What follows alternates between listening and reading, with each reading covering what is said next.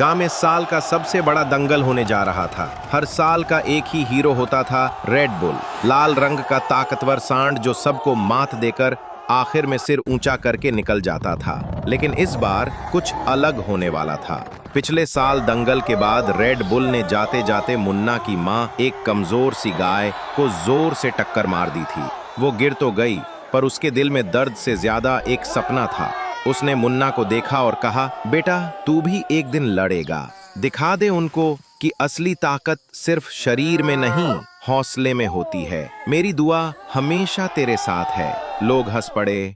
ये कमजोर Munna red bull का सामना करेगा। किसी ने उसकी पतली टांगों का मजाक उड़ाया, किसी ने उसकी माँ को बेचारी कहा, लेकिन मुन्ना कुछ नहीं बोला। सिर झुकाया और जंगल की तरफ निकल गया। वहां वो अकेला था, लेकिन इरादों से भरा हुआ। सुबह से शाम तक दौड़ लगाता, नदी के ठंडे पानी में छलांगे लगाता और रात को माँ की बातें याद करके आंखों में आंसू ले आता। दिन बदलते गए और दंगल का दिन आ गया।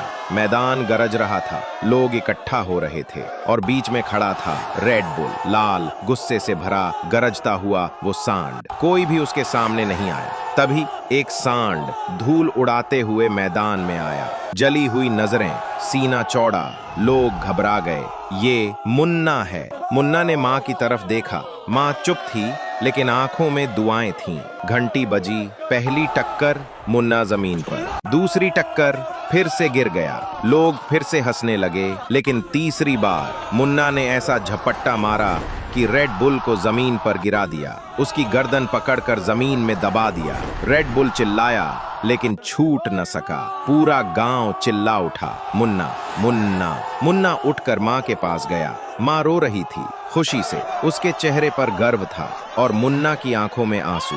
लेकिन इस बार ये आंसू दर्द के नहीं थे। ये उन लोगों के लिए थे जिन्होंने अब तक लाइक और सब्सक्राइब नहीं किया था।